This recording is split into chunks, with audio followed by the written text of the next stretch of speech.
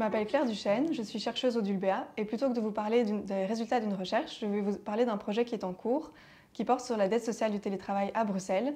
Et plus spécifiquement, je vais vous parler de la méthode prospective, qui est la méthode qu'on utilise pour ce projet. Alors, parler de prospective, ça revient à parler d'avenir.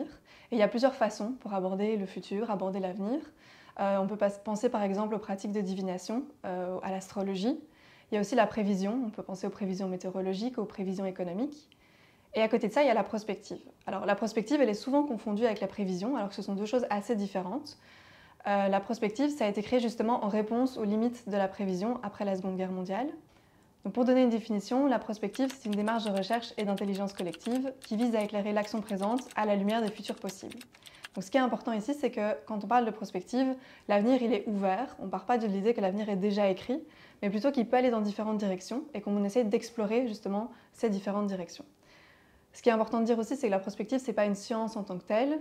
C'est une démarche quand même assez rigoureuse qui fait appel aux méthodes scientifiques, mais c'est un petit peu un entre-deux. Contrairement à ce qu'on pourrait penser, l'objectif de la prospective, ce n'est pas de prédire l'avenir, comme la prévision, mais c'est plutôt d'explorer les différentes directions dans lesquelles l'avenir peut aller pour voir quels seront les enjeux demain et éclairer les décisions qui sont à prendre aujourd'hui. Donc l'attitude du prospectiviste, elle est à la fois préactive, l'objectif c'est de se préparer à l'avenir, et proactive, c'est aussi de provoquer des changements souhaités dans une ou l'autre direction. Alors il s'agit d'un projet de recherche financé par Innoveris sur 3 ans, qui est réalisé par 3 centres de recherche, un centre de géographes, un centre de psychologues et un centre d'économistes de l'ULB. Et l'objectif de ce projet, c'est d'évaluer la dette sociale du télétravail à Bruxelles. Donc quand on dit dette sociale, ce qu'on entend, c'est les effets au niveau individuel du télétravail, mais aussi les effets collectifs du télétravail. Et c'est une évaluation sur le long terme, donc on essaye d'évaluer ces effets d'ici 2050. Et étant donné l'évaluation de long terme et étant donné la complexité du télétravail, puisque le télétravail touche à un ensemble de variables, on a décidé de faire appel à la méthode prospective. Pour réaliser cette étude, on a choisi de faire des scénarios d'évolution du télétravail d'ici 2050. Et pour créer ces scénarios, on fait appel à l'analyse morphologique emboîtée. Donc il y a différentes étapes pour mettre en place cette méthode.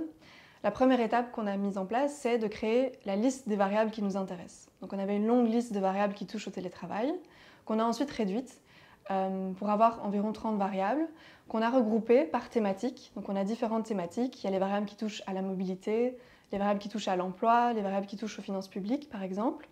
Et ces thématiques, on les appelle les composantes. Donc dans chacune composante, il y a plusieurs variables. Et pour chacune des variables, ce qu'on a fait, c'est qu'on a proposé des hypothèses d'évolution d'ici 2050, entre 2 et 4 hypothèses pour chacune des variables. Donc ces hypothèses, elles sont assez contrastées. L'idée, c'est d'avoir des horizons différents. Donc pour donner un exemple, une des variables, c'est le rapport au pouvoir public. On a proposé 3 hypothèses pour cette variable-là. Première hypothèse, le rapport au pouvoir public est assez stable d'ici 2050. Deuxième hypothèse, il y a un rejet complet des pouvoirs publics. Et troisième hypothèse, il y a une acceptation assez large de la population des pouvoirs publics. Donc on a pour chaque variable un certain nombre d'hypothèses. Et ensuite, ce qu'on a fait, c'est une analyse morphologique simple pour chacune des composantes. Donc ce qu'on a fait, c'est qu'on a créé un tableau avec, dans les lignes du tableau, on a placé les variables de la composante et dans les colonnes, on a placé les hypothèses. Et ce qu'on a fait, c'est qu'on a essayé de regrouper les hypothèses qui allaient bien ensemble pour créer des micro-scénarios. Donc on a fait ça pour chacune des composantes. Et ensuite, on a refait le même exercice une dernière fois. C'est pour ça que c'est une analyse morphologique emboîtée. On l'a fait pour le système dans son ensemble.